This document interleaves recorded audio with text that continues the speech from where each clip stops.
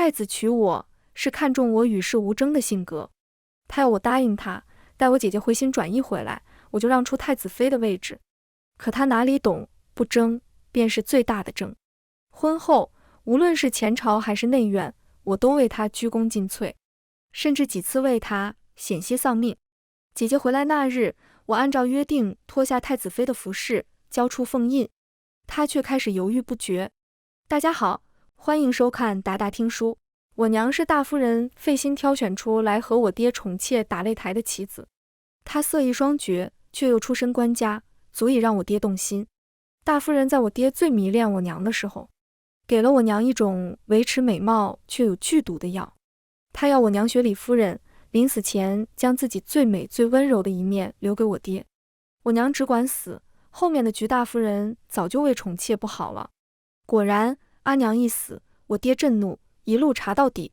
在相府风光了近10年的宠妾，被打得半死发卖了出去，连带着他的子嗣都失了宠，被我爹赶去了外院。戴夫人一箭双雕，无比畅快。他守了许给我娘的诺，3两滴泪下去，就顺利地将我要去了抚养。我记在了他名下，做了相府嫡出的2小姐。他又得了一个好名声，还得了我爹的心。一箭4雕，他跪着和菩萨谢恩，又哭又笑，像个疯子。我娘死时是开心的，是解脱的。他抓着我的手，贴在他冰冷的脸颊上，他嘴角朝外渗血，眼睛却温柔开心地看着我，像是做了很棒的事情，想要求得夸奖的小孩，可爱又可怜。我的阿蝉日后长大了，不用作为父兄前程铺路的草芥，我的阿蝉可以念书，可以嫁一个心爱的如意郎君，欢欢喜喜过一世了。这一刻，他眼里都是期盼，对我未来坦途的期盼。可是娘，女子一生哪里有坦途？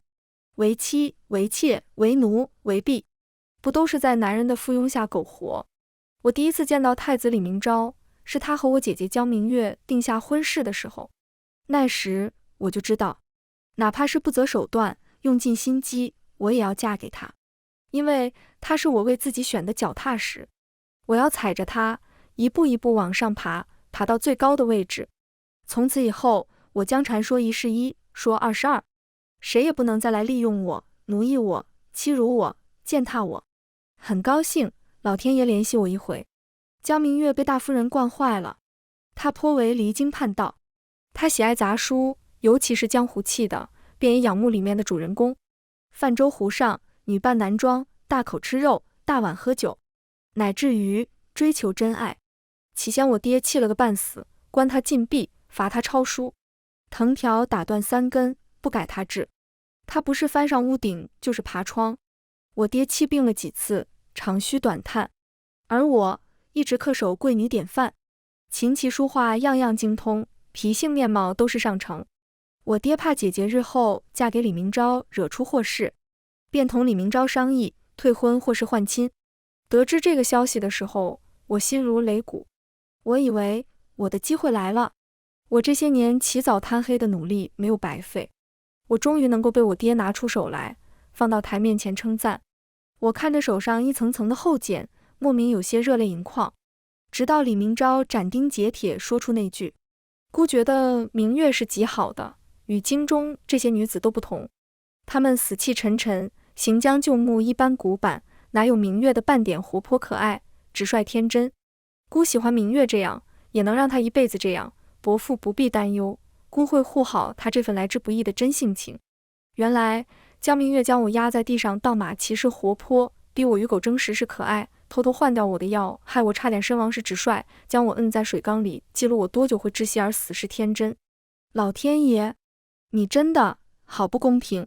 我爹沉默半晌后，不死心道：我二女江蝉是京中闺秀典范，琴棋书画样样好，各位夫人都赞过，连皇后娘娘都说她端庄大方，庄重得体，日后会是个好夫人。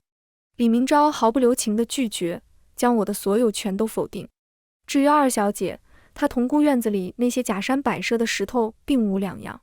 她的确是闺秀模范，可与姑而言，不过是一块没有自己看法想法的石头罢了，一生只能任人摆布。这样的女子，犹如夏季的蝉，比比皆是。姑只要独一无二的明月，那一夜，我久坐在娘牌位前，看线香燃尽，看天方既白，看我失去的勇气如同死灰复燃，在我面前噼啪绽出火光。缠活8日，向死而生，不到最后一刻都有变数。我不能认输，率先怯场。我爹得了李明昭的许诺，不再拘着江明月，任由他做天做地的胡闹。即使他因丫鬟没端稳滚烫的茶水，洒到他最喜欢的那件裙裾上，便挥剑斩了丫鬟双手。我站在一旁，惊骇得僵硬全身。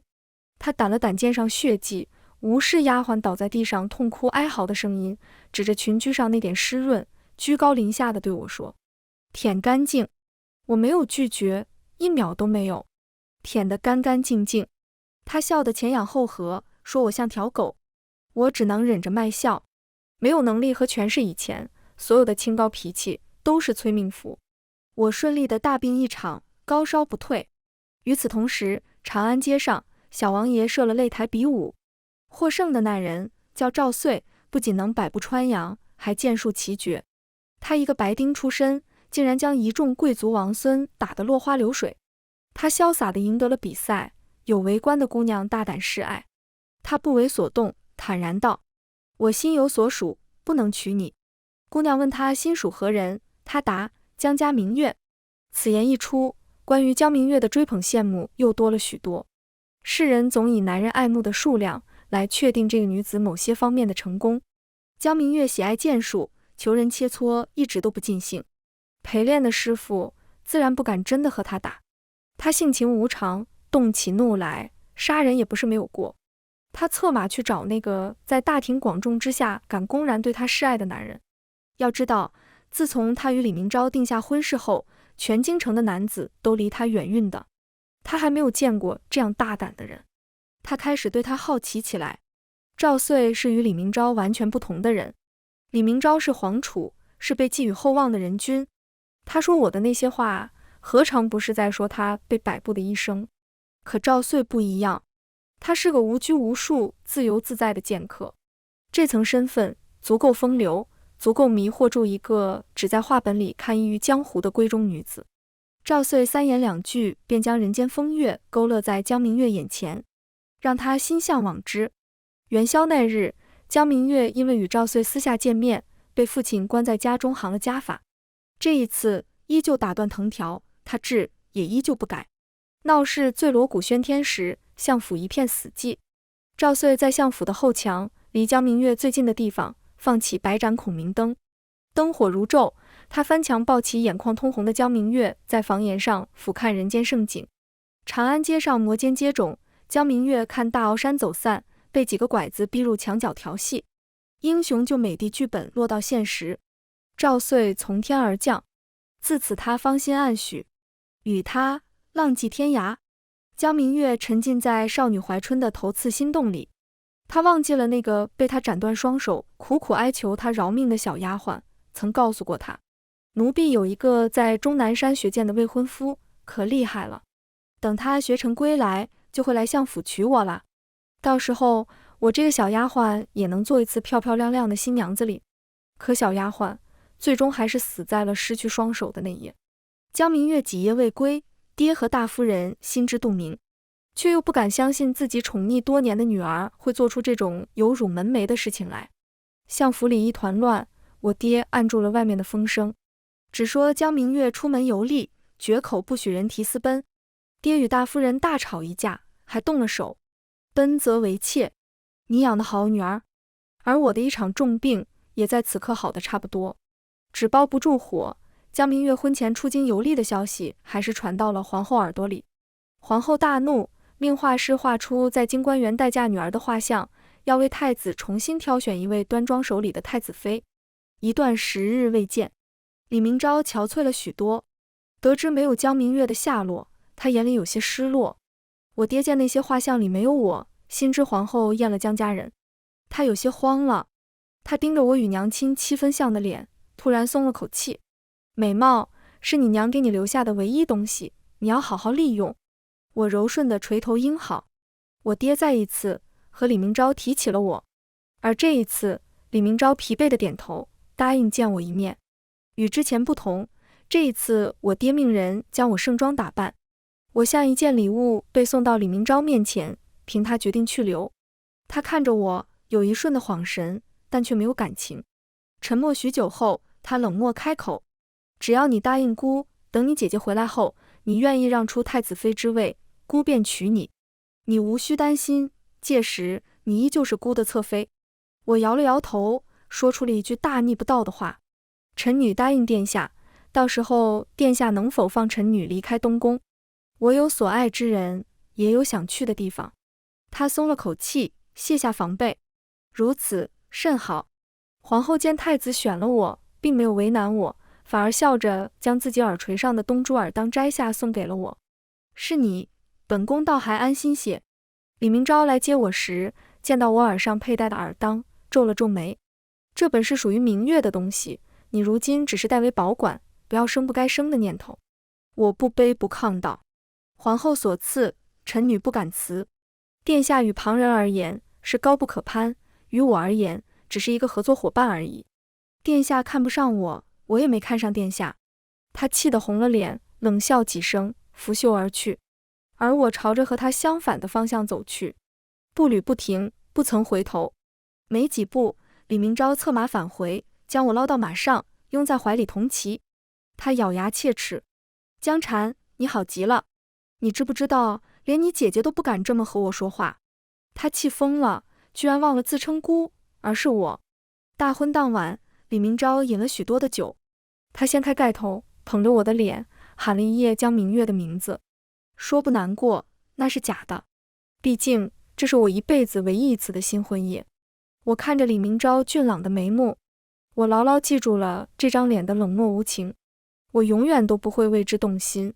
皇后派来领元怕的崔姑姑和陛下派来送贺礼的周公公，被喝醉了酒发酒疯的李明昭轰了出去。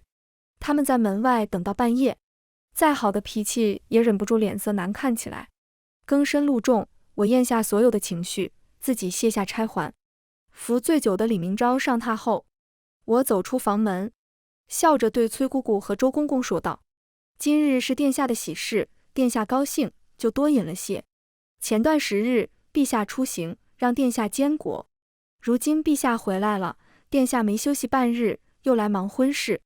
殿下从昨日起就开始发烧，撑到现在，昏睡过去了，绝不是有意怠慢二位。”我将袖口里准备的银票塞入崔姑姑和周公公手里。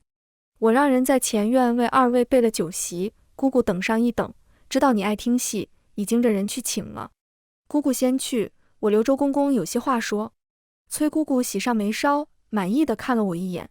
她是皇后的人，不管李明昭如何，她都会站在李明昭这一边。可周公公不是，周公公是陛下派来的人，无论他在宫里是否得宠，明日他都要去御前回话。李明昭正处在监国交权的关键节点，陛下正值壮年，谁也不知道陛下到底在想什么。朝中其他几位皇子也都是人中龙凤，李明昭的太子之位看着稳固，实则暗潮汹涌，随时有被替代的风险。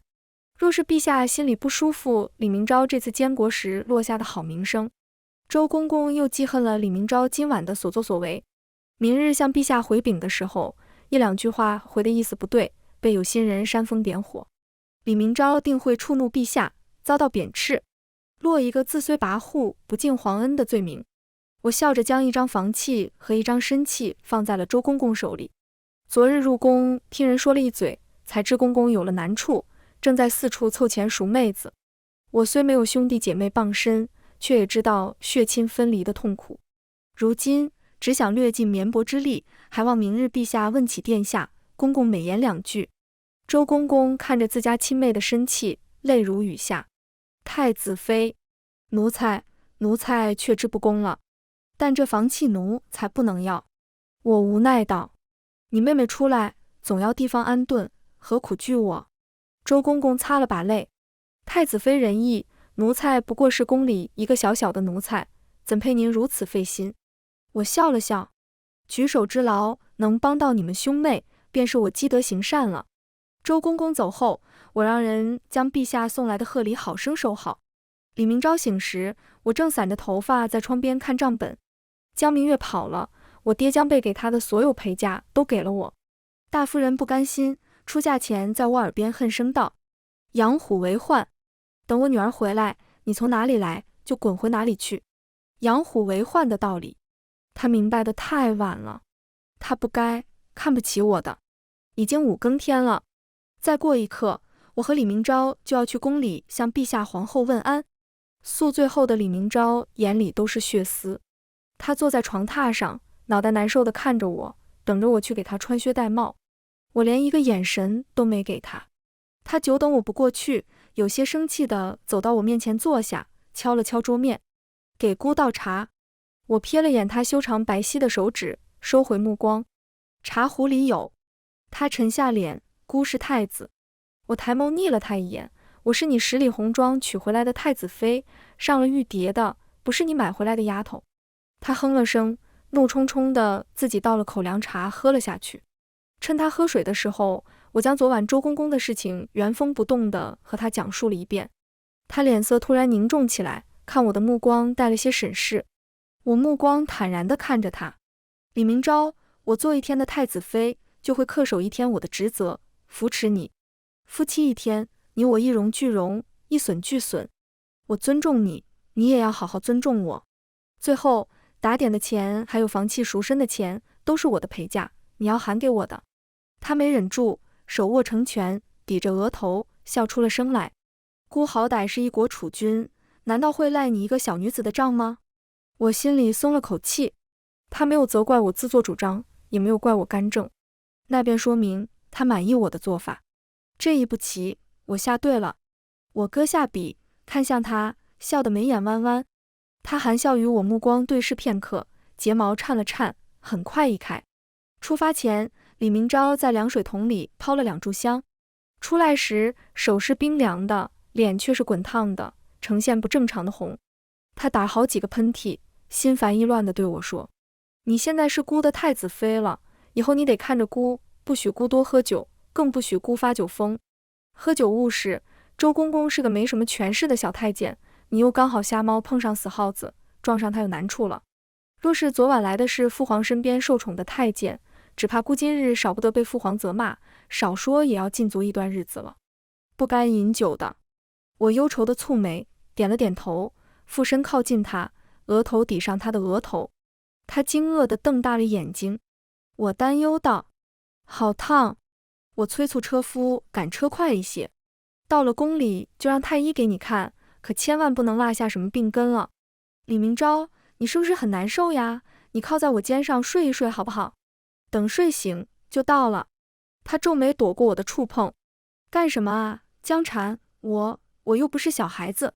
我们说好的，等你姐姐回来，你就要走的。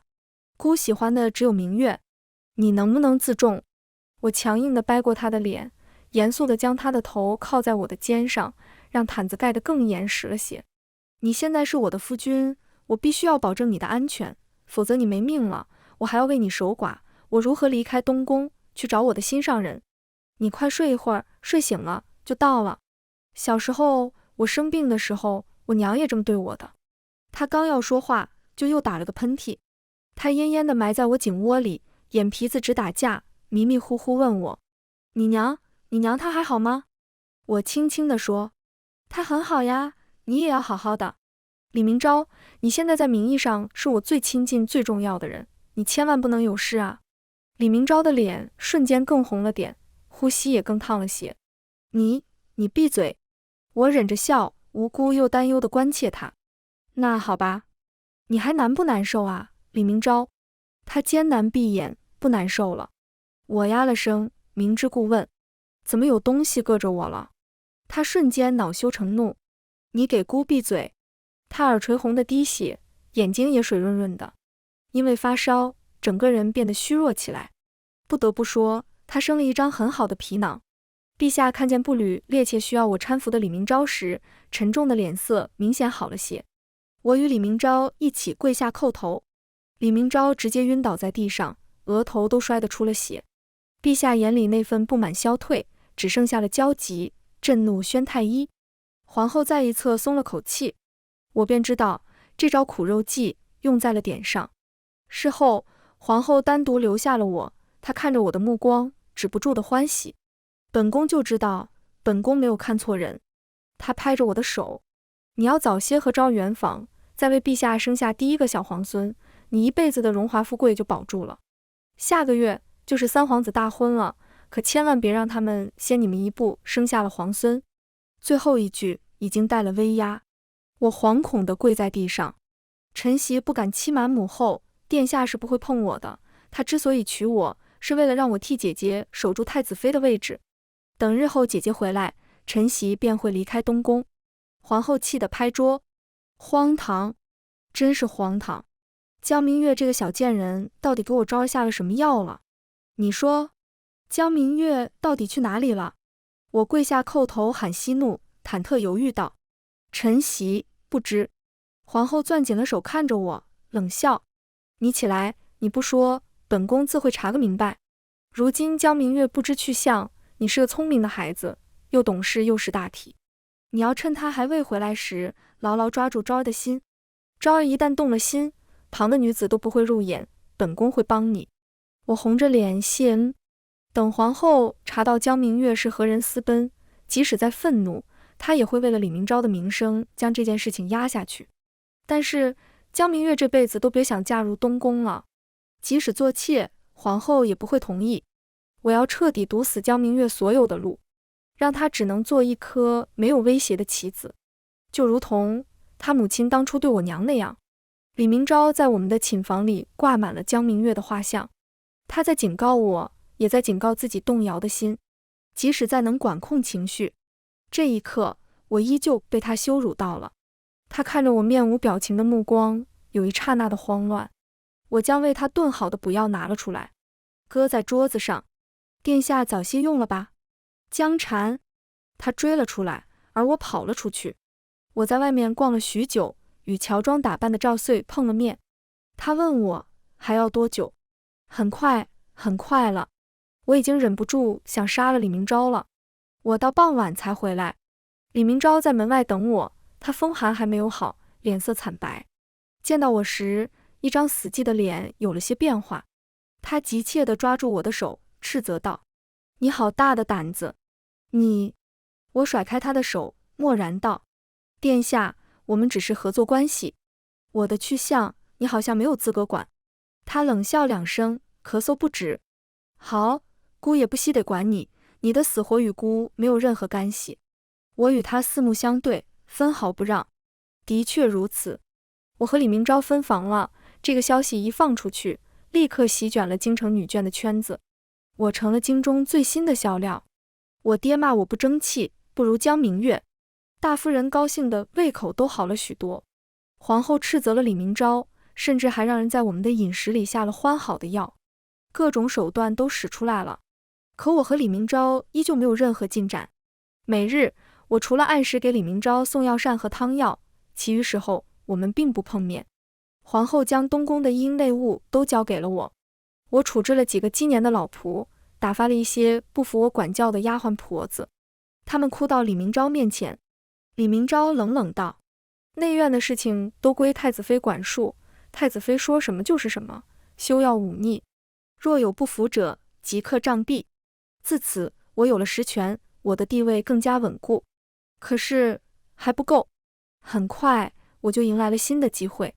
正旦伊始是各国来访朝贡的日子，梁国使者携太子来访。梁国太子是大梁百年难遇的琴艺高手，他来此是为了找人切磋。一连几位宫廷乐师都败在梁国太子手下，陛下脸色难看，连李明昭也抿紧了唇。梁国太子摇头轻蔑道：泱泱大庸，竟也不过如此。李明昭攥紧了拳头，我握住他的手，他全身僵硬，偏头看我，目光不由自主柔和了起来。怎么啦？我没有应他，而是起身向陛下道：父皇，儿媳愿一试。李明昭脸色沉了下去，他那几个对他太子之位虎视眈眈的兄弟都在看他的笑话。可当我拨弄琴弦，发出第一个音时，所有人都闭上了嘴。梁国太子也收了笑，目光严峻起来。一曲终了，满是寂静，我起身向痴痴的梁国太子问安：太子殿下，该你了。他摇了摇头，朝我笑得灿烂。不了，我能听见你的琴音，已经是三生有幸了。你让我知道山外有山，人外有人的道理。可是你年纪这样小，为何琴音如此难过？你不开心吗？他天真地看着我，目光澄澈。我发自内心地笑了笑。他是第一个能听懂我琴音的人，也是第一个让我折服的琴师。我不由对他有了些好感。太子殿下能懂我的琴音，是我今日来最开心的事情。他抚掌，问陛下能否拜我为师，同我一起学琴。李明昭的脸色已经黑如锅底。我藏起眼里的笑，拒绝了他。我已嫁为人妇，恐有不便。他失望地叹息，是我来晚了。李明昭刚刚明媚点的脸色顿时又黑了下去。我回到李明昭身侧，他压低声音问我，怎么从来不曾听你说起你琴艺这样好？我将手掌摊开给他看。大婚当日，你将我从花轿里牵出来的时候，说我的手掌粗糙难看，不如姐姐的柔和细腻。可是李明昭，这些挑破的后茧和水泡，都是我辛勤的见证。你说的，你只要独一无二的明月，我是夏季随处可见的蝉。我同你院子里那些假山摆设的石头并无两样，我只是一块没有自己看法想法的石头罢了，一生只能任人摆布。这些都是你说出来的话，你从来都蔑视我，看低我，你从来不曾了解过我。他张了张口，想要解释，却什么话都说不出来。我抬起泛红的眼睛，朝他笑了笑。我骗了你，李明昭，我的心上人是你，我喜欢你很多年了。他如遭雷击，我一字一顿。但现在我不想再喜欢你了，你休了我吧。李明昭不同意休妻。现在这个关键节点，他要是休妻，他那几个兄弟怎么会放过这个好机会参奏他？他试图拿家族压我。我淡漠道，李明昭，我娘死了。江明月的娘拿我的性命威胁我娘，我娘喝了戴夫人给的药，在我6岁时就死了。你以为我是怎么被记到戴夫人名下的？他哑口无言，好半晌道，你爹总是疼你的，你在相府长大，他们费心栽培你，你也要报恩是不是？我冷笑道，李明昭，你派人去问一问我这些年是如何在你心上人手里讨生活的。我在相府与狗争食，江明月对我动辄打骂，我连饭都吃不饱。你知不知道，要不是我命硬，我早就被江明月打死了。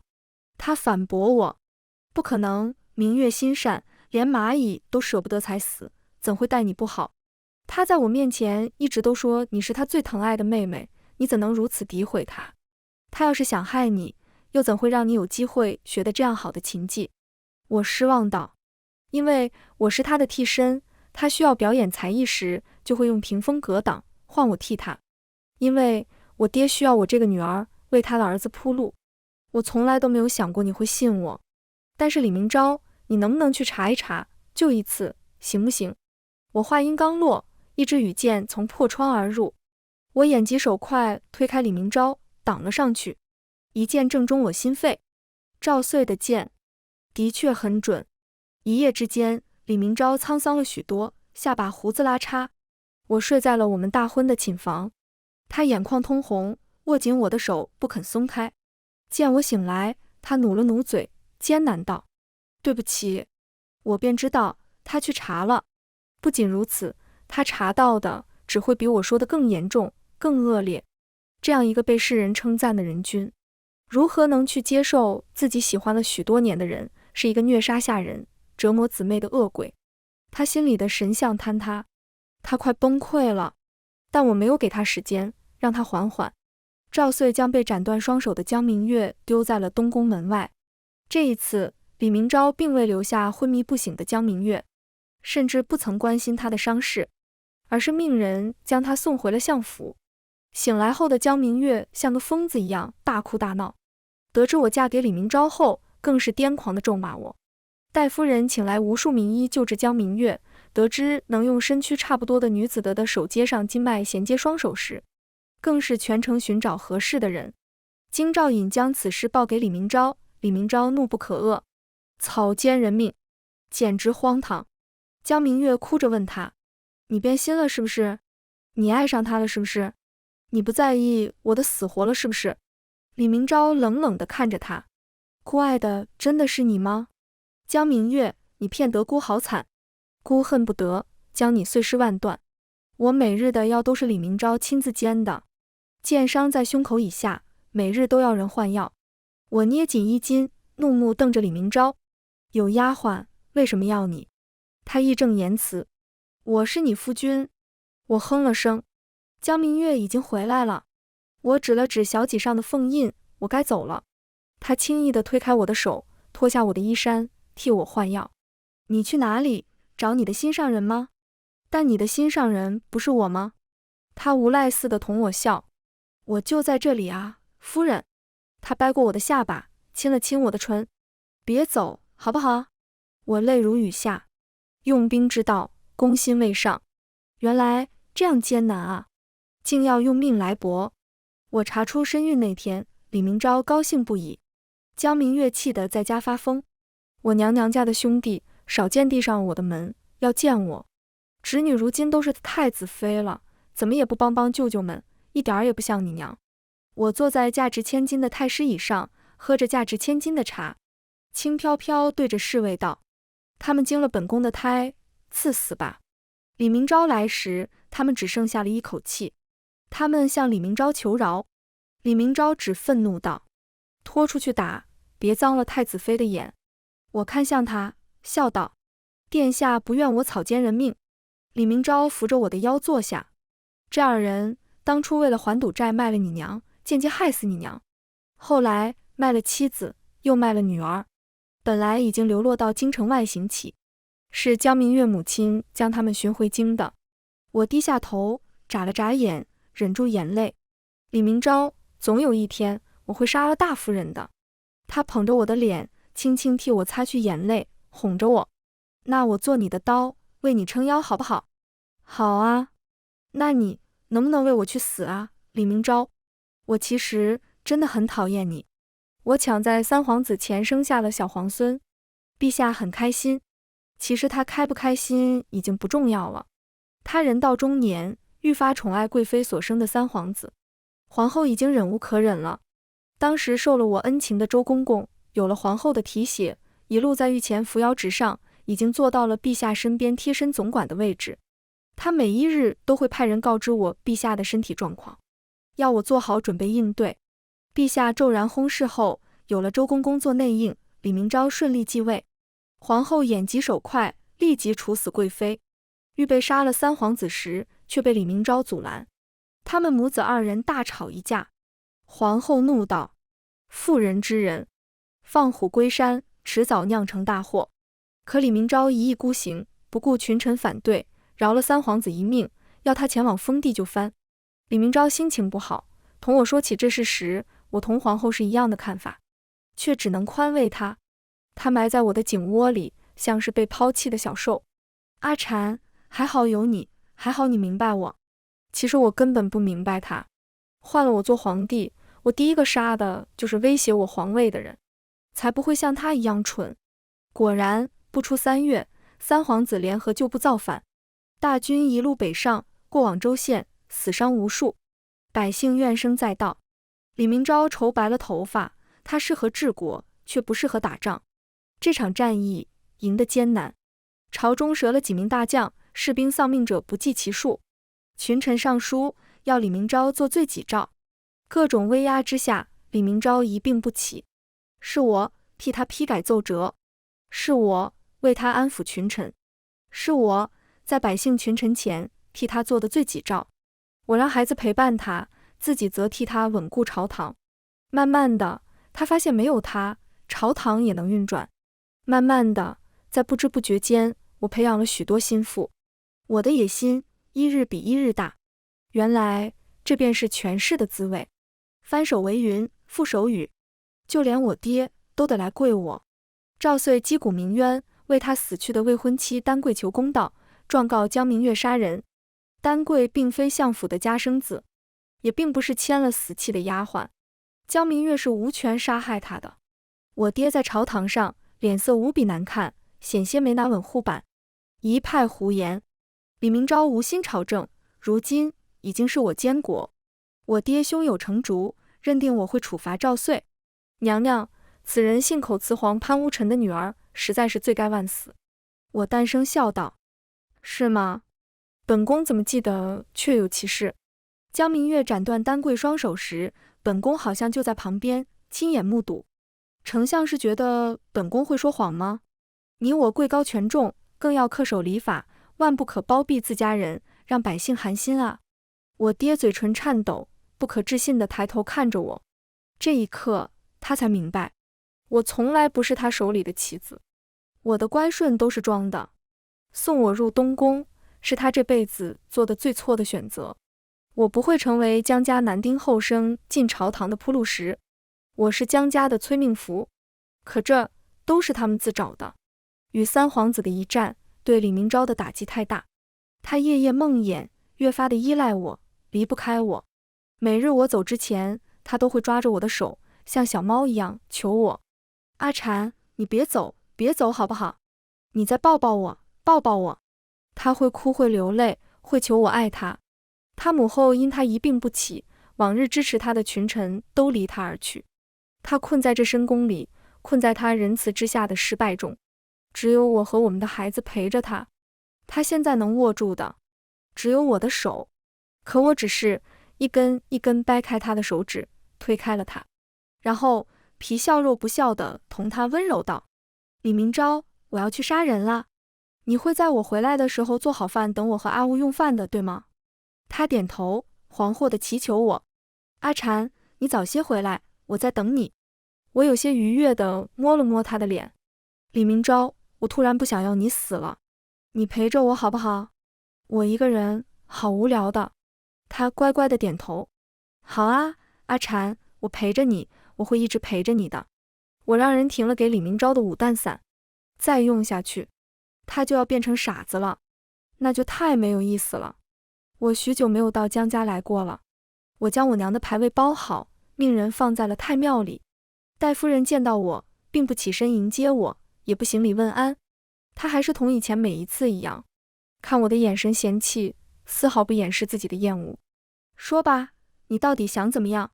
我拨弄着眼前的茶盖，轻声笑了笑。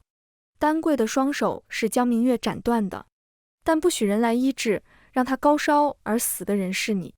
当初你是怎么和我娘做的交换？你拿我的性命虔诚逼他自杀。你是守诺的人，我也是。你死了，江明月就能活。你若是不死，江明月可就要死了。一旁被侍卫按着的江明月急出了眼泪。被打掉2颗牙齿后，他已经不敢骂我了。他恐慌地看着他娘，眼泪一滴滴朝下落。娘，你救我，你救救我，我不想死。大夫人盯着我，笑得咬牙切齿。一个残疾的女儿而已，皇后娘娘要杀就杀了。我又不是只有这一个女儿，她活着，除了让我被人耻笑，丢尽脸面，还有什么作用呢？不知不觉间，他看江明月的眼神已经带了恨意。若不是他犯蠢，一而再再而三地做出离经叛道的事情，我怎会失宠他爹？你又怎会嫁给太子，还做了皇后？他害了我一辈子，你杀了他吧，也算是为我抚养你这些年还了。大夫人拎着手里的佛珠，起身出了门。江明月崩溃地倒在地上，抓住他的裤脚，涕泗横流。娘，你不能不管我。他娘一个贱妾，都愿意为了他去死。娘，你救我，你救我，我以后都听你的话。戴夫人一脚踹在他的心口上，江明月倒地呕血不止。扶不起的阿斗。他忍无可忍，抓住江明月的肩膀，狰狞道：你怎么能是我的女儿？我怎么能生出你这种女儿来？他头也不回地离开，任由江明月哭喊，却也没有回过头。我饮完手里的茶，叹了口气，无辜地看向江明月。你娘不愿意为你去死，你只能自己去死了。他被捂住嘴，带去了赵玉。走之前，我爹拦住了我。你要报你娘的仇，杀了他们母女都行，可你别忘了，你姓江，你身上流的是我的血。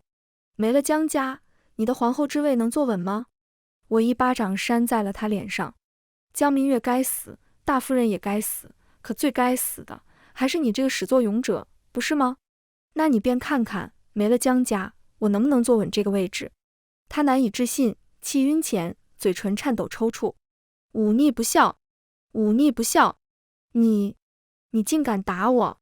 说罢，两眼一翻，晕了过去。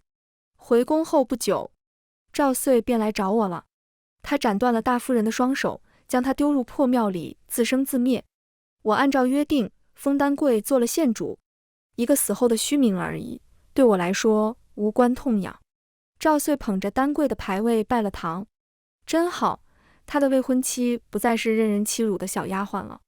他曾答应过他，会为他正功名，替他脱奴籍的，他做到了。可惜太晚了，我少见的饮酒，李明昭也少见的清醒。我们坐在亭子里看朦胧的月色，我羡慕丹桂，但是没关系，我有我娘，我娘待我很好。李明昭为我擦泪，不用羡慕他，我就在这里，我会一直对你好的，阿产。我摇头，泪如雨下。不一样，不一样的。赵遂爱丹桂，爱丹桂的所有，他从不曾羞辱讥讽丹桂。可是李明昭，你总是嫌弃我。他慌乱地解释，那是以前啊，阿产，我们还有以后，我那时不懂你不爱你，如今我爱你，我也懂你了，我们为何不能好好过？我们还有阿吴，近日我停了五弹伞，也不再梦魇。夜色下，黑影晃动，刺客一剑斩下时，李明昭双手握住了剑刃，血流如注。阿产，你快走！我怔怔地看着这荒诞可笑的一幕，直到李明昭死在我面前，赵遂就吓了我。我抱着膝盖，眼睛一眨不眨地看着李明昭狼藉的死相，喃喃自语：好奇怪，这样懦弱的人竟然会为我去死。赵遂收了剑，他只是心软，并非懦弱。娘娘，起风了。是啊，起风了。替我披上大氅的夫君死了，也不会再有人等我回来用饭了。刺客是我爹派来杀我的，我死了，他能扶持我的孩子坐上皇位，携幼主把控朝政了。他被我一杯毒酒了结，倒是死得轻易。从此江家家主一主二房。不久后，又到了1年1度的各国使臣来贺的日子。梁国太子一如往昔，天真单纯。他拨弄琴弦，这2年我日夜不停地练习，今日终于能奏给娘娘听了。我不由得莞尔一笑，日子好像也没有那么难过了。全文完，达达听书，感谢您的观看，每天上新精彩小说，喜欢就订阅吧。